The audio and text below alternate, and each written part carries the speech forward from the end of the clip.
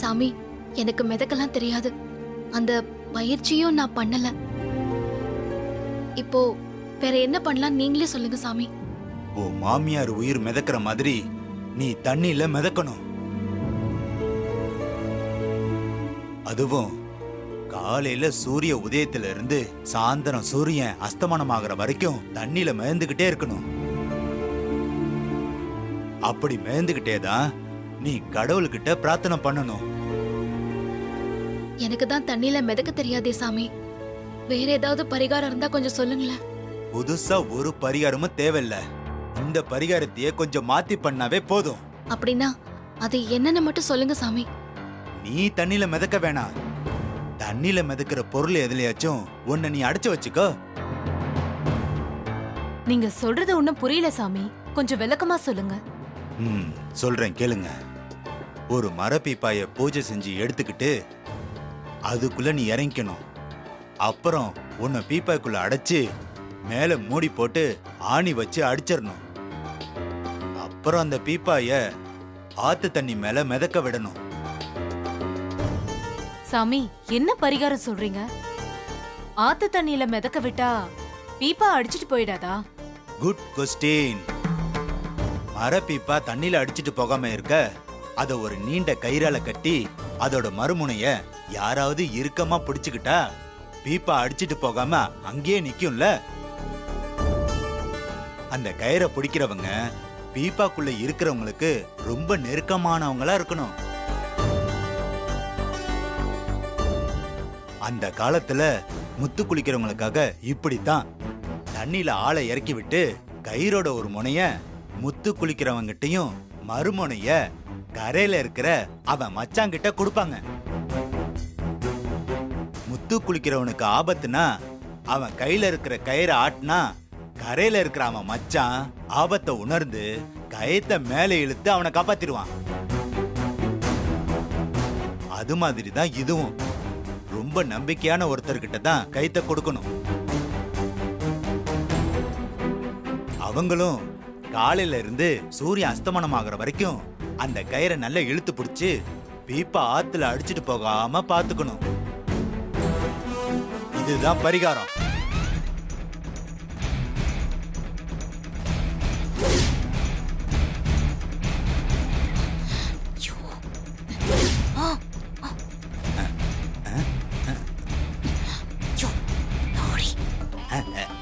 கரெக்டா தானே இருக்கு?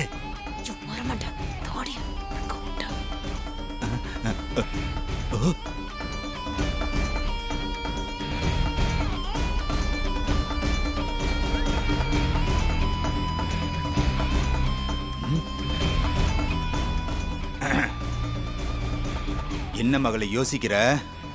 இந்த பரிகாரம் செய்யலாமா வேணாமான்னா?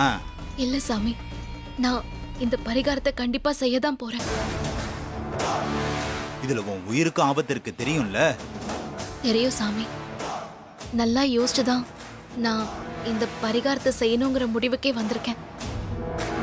யோ சாமியாரே, என் ஃப்ரெண்டோட அத்தை உயிரை காப்பாத்த பரிகாரம் கேட்டா நீ என் ஃப்ரெண்டோட உயிரை எடுக்கிறதுக்கு யோசனை சொல்றியா? நீ எல்லாம் ஒரு சாமியாரா? உன்னை போய் பெரிய சாமியார்னு மதிச்சு வந்தோம் பாரு, எங்களை சொல்லணும். அம்மா வாதிப்பா போலாம்.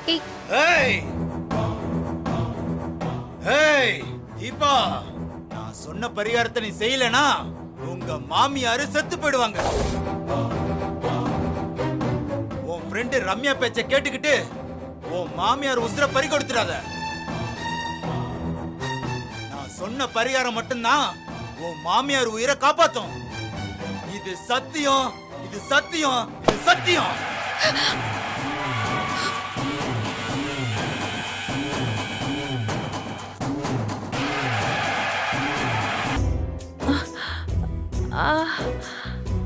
ஐயோ அம்மா,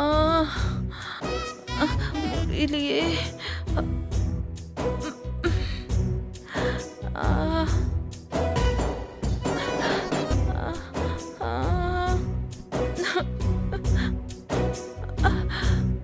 எப்படியும் படுக்க முடியலையே. ஐயோ, எப்படி திரும்பி படுத்தாலும் உடம்பு வலிக்குது. பாவி பையன் உப்புல முட்டி போட்டு நடக்க வச்சுட்டானே, உடம்பெல்லாம் எரியுதே. கன்னத்துல ஓட்டு போட்டு கதற விட்டுட்டா. ஆ, தீச்சட்டி எடுக்க வச்ச கைய தீச்சிட்டான். ஒரே நாளே டேமேஜ் பண்ணிட்டானே. ஒரு பேச்சுக்கு அங்கு பிரதட்சணை பண்ணுவேன், தீச்சட்டி எடுப்பேன், அழகு குத்திப்பேன்னு சொன்னா அதெல்லாம் நிஜமாவே பண்ணிட்டான். இவனை சும்மா விடக்கூடாது, பழி வாங்கியே தீரணும். ஐஸ்வர்யா, இந்த கிழவனுக்கு வேற வேலையே இல்ல, எப்பவும் கூப்பிட்டுக்கிட்டே இருக்கான். ஐஸ்வர்யா, ஐயோ, எதுக்கு இப்ப இந்த ஆளு சவுண்ட் ஜாஸ்தியா விடுறாரு? காது கேட்காத மாதிரி ஆக்ட் பண்ண வேண்டியதுதான்.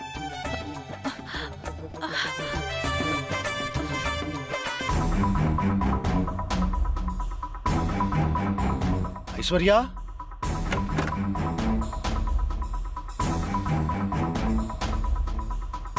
ஐஸ்வர்யா, ஐஸ்வர்யா, என்ன கூப்பிடுறது காதுல விழல? பேசாம பெட்ல படுத்திருக்க.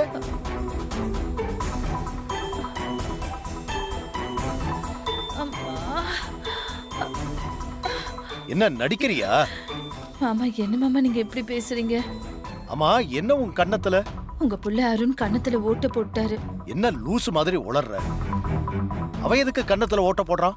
இல்ல மாமா, அத்தை குணமாறதுக்காக கன்னத்துல அழகு குத்திக்கிட்டேன், உப்பு மேல அங்க பிரதட்சணம் பண்ணேன், கையில தீச்சட்டியும் எடுத்தேன். பாருங்க, கையெல்லாம் தீக்காயமா இருக்கு.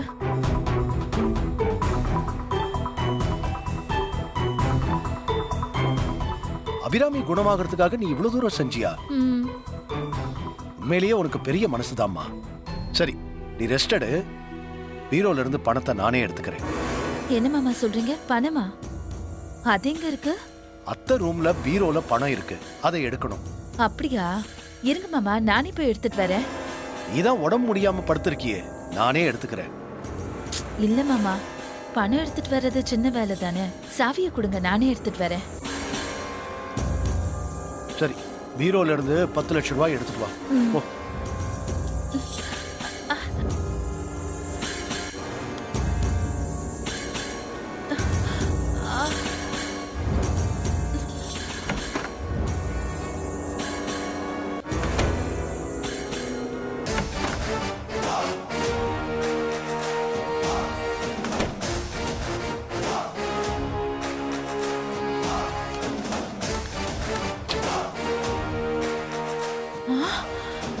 ஐயோ,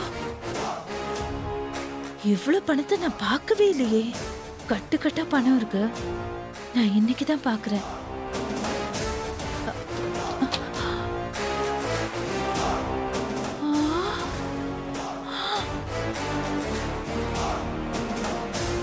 என்ன ஒரு சின்ன நகை கடையே இருக்கு.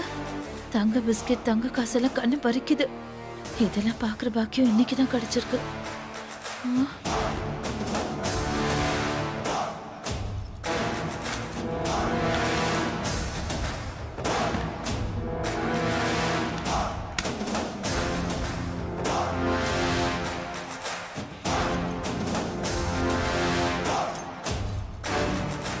நகை கடையே இருக்கும் போல இருக்கே.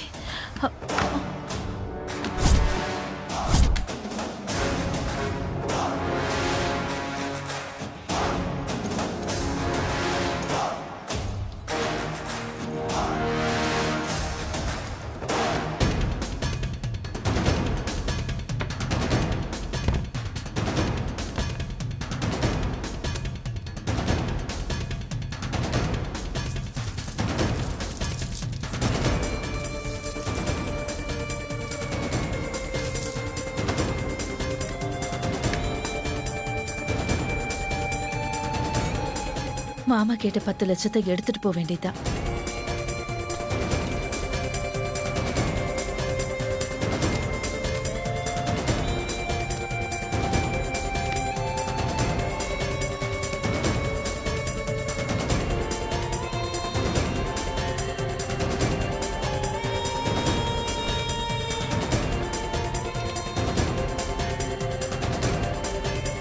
இவ்வளவு பணக்கட்டு இங்க இருக்கு. இதுல நமக்கு 2 கட்டு எடுத்தா தெரியவா போது, எடுத்துக்க வேண்டியதுதான்.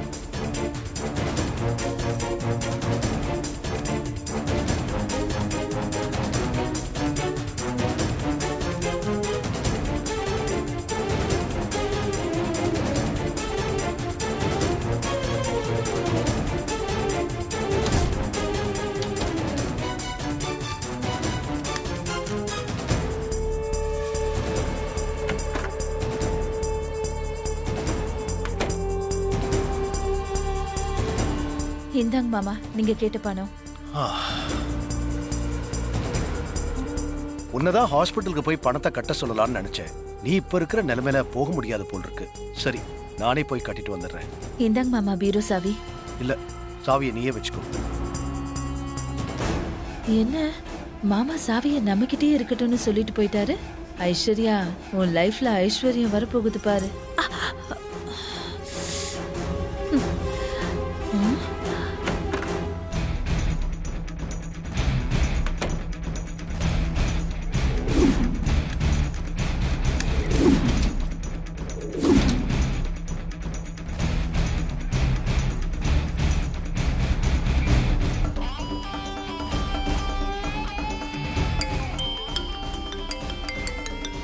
என்ன ஐஷு வீடியோ கால்லாம் வரா?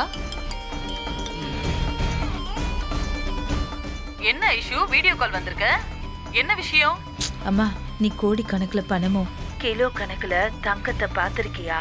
நான் எங்கடி பாத்திருக்கேன்? அதுக்கெல்லாம் ஒரு குடுப்பனை வேணும். அந்த குடுப்பனை இப்ப உனக்கு வந்திருக்கு. இந்த பாத்துக்கோ.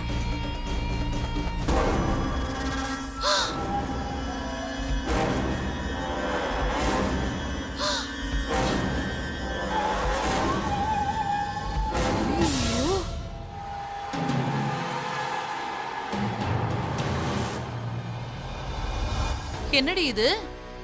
குட்டி ரிசர்வ் பேங்கையும் குட்டி நகை கடையும் காட்டுற? இதெல்லாம் என் மாமியார் பீரோல பூட்டி வச்சிருக்கிறது. நானே இப்பதான் பாக்குறேமா. சரி, உனக்கு எப்படி இந்த பீரோவோட சாவி கிடைச்சது? உன் பொண்ணுக்கு யோக நேரம் வந்துருச்சுமா. அதான் என் மாமனார் என்கிட்ட சாவியை கொடுத்துட்டு போயிருக்காரு. ஏய், வீட்ல யாரும் இல்லையா? இல்ல, எதுக்கு கேக்குற? இல்லடி, நான் ஒரு பெரிய கோணிப்பை எடுத்துட்டு வரேன்.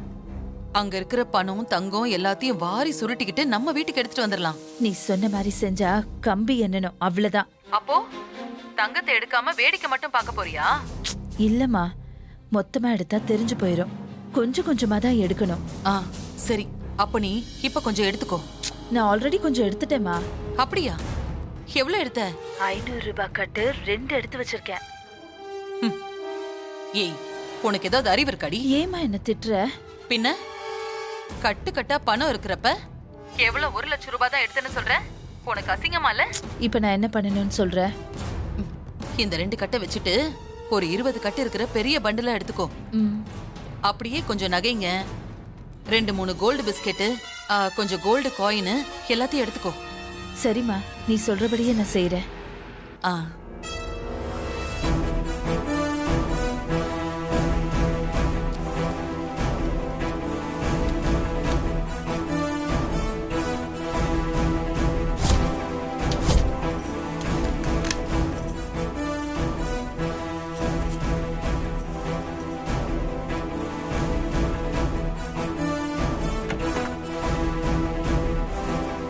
ஐஷு,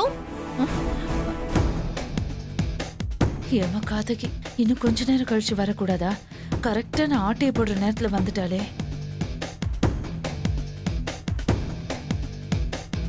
அக்கா, அத்தைக்கு ஆபரேஷன் முடிஞ்சிருச்சா? இப்ப எப்படி இருக்காங்க? ஆபரேஷன் இன்னும் முடியல.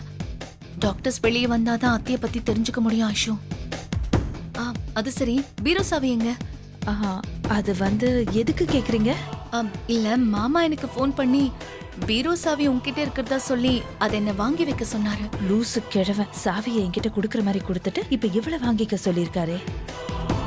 அச்சோ, சாவி எங்க வச்சேன்னு தெரியலையே. மாமா 10 லட்சம் ரூபாய் பணத்தை எடுத்து கொடுக்க சொன்னாரு. அப்புறம் சாவிய நீயே வச்சிருன்னு சொன்னாரு. அத்தைய பத்தின கவலையில சாவி எங்க வச்சேன்னு தெரியல. என்ன ஐஸ்வர்யா இவ்ளோ கேர்லெஸ்ஸா இருக்க? அந்த பீரோல தான் பணம் நகைலாம் இருக்குல்ல, சாவிய பத்திரமா வச்சிருக்க வேண்டாமா? எங்க வச்சேன்னு தெரியலன்னு சொல்ற? அது எப்படியாவது தேடி எடுத்து கொடு. சரி, தேடி கொடுக்கறேன். சீக்கிரம் தேடி கொடு.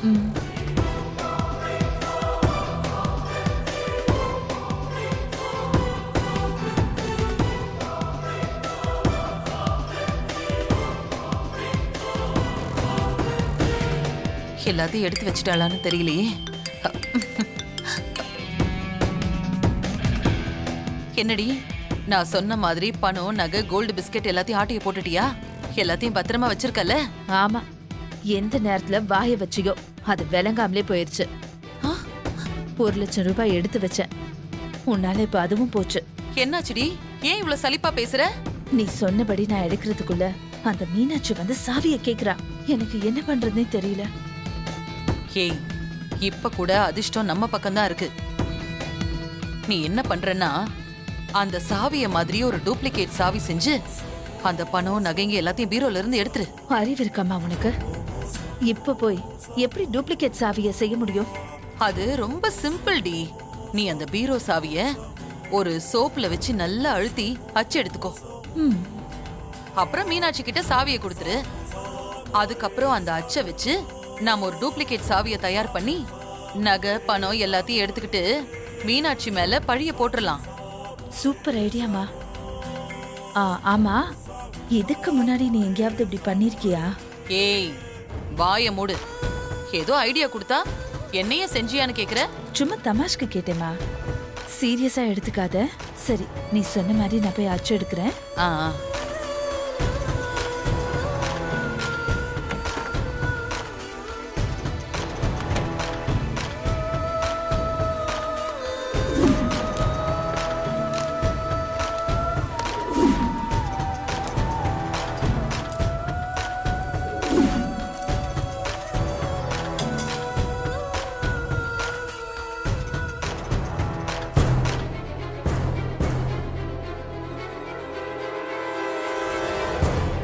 ஐஸ்வர்யா,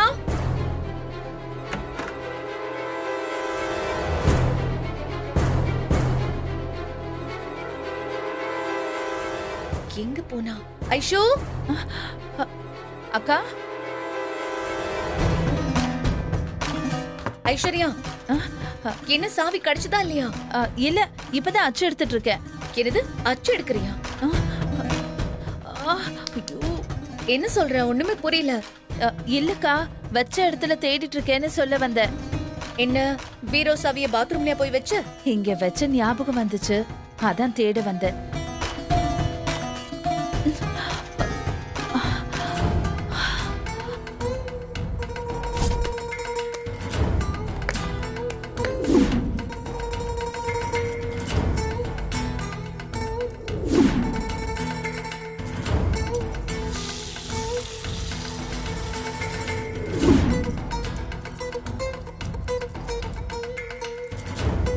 அக்கா, சாவி கிடைச்சிருச்சு.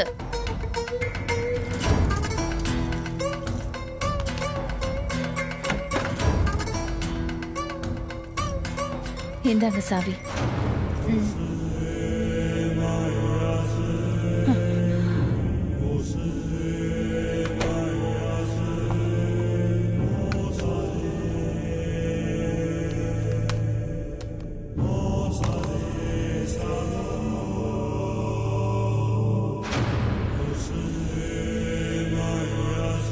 இந்த அச்சை வச்சு டூப்ளிகேட் சாவியை தயார் பண்ணி பணம் நகைகளை அடிச்சிட வேண்டியதுதான்.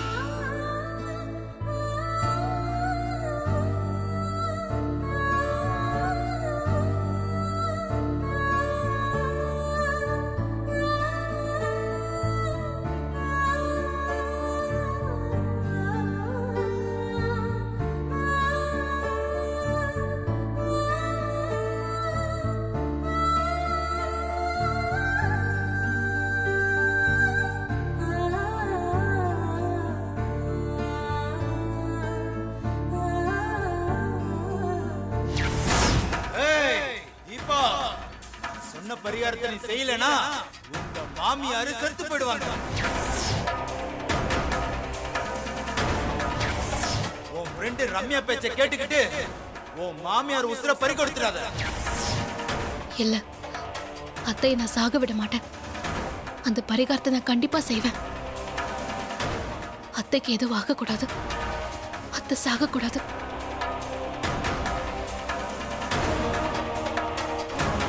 தீபா,